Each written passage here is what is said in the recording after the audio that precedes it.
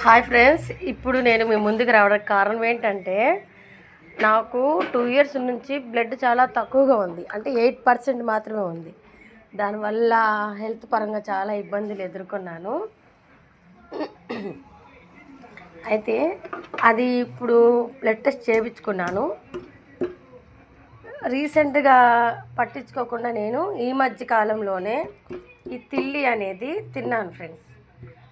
Blood test చేయించుకున్నాను కదా, blood టెస్ట్లో 10.3% వచ్చింది నాకు బ్లడ్. అంటే ఈ తిల్లి అనేది 2 టైమ్స్ మాత్రమే తిన్నాను. ట్యాబ్లెట్లు ఎక్కువ వేసుకోను అనమాట. ఇది నార్మల్గా ఏదో బ్లడ్ పట్టింది కదా అన్న ఉద్దేశంతో తెలియదు, మామూలుగా తిందామనిపించి తిన్నా. ఇది ముందుగా ఏం చేయాలంటే శుభ్రంగా కడుక్కొని నీట్గా లైట్ కట్ చేసుకోవాలి. కట్ చేసుకొని కొంచెం సాల్ట్ వేసి లైట్గా కడుక్కోవాలి. అప్పుడు ఏంటంటే నీచు వాసన అనేది అంతా పోతుంది. ఇది పోసుకొని ఇప్పుడు గ్లాస్ వాటర్ పోసుకొని కుక్కర్లో, అంటే ఫ్రై లాగా చేయకూడదు, దీన్ని కుక్కర్లో ఉడికించుకోవాలి. అలా ఉడికించుకుంటే ఏంటంటే దీనిలో ఉన్న మినరల్స్ అనేవి దీనిలోనే ఉంటాయన్నమాట. దీంట్లో లైట్గా సాల్టు, లైట్గా కొంచెం కారం సాల్టును పసుపు వేసుకొని ఒక 3 విజిల్స్ వరకు రావాలి. కొంచెం సాల్టు,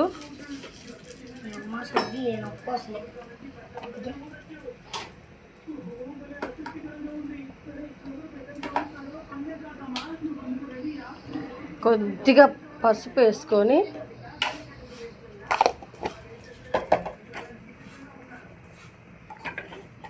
చూసారా ఎట్లా పెద్దగా ఉబ్బునట్టుగా ఎలా అవుతున్నాయో, వీటిని ఫ్రై చేస్తే బాగుంటుంది.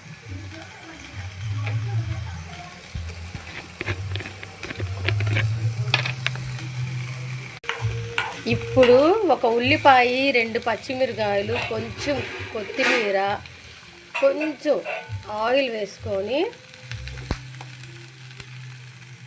కలుపుకోవాలి. అది మగ్గనివ్వాలన్నమాట బాగా.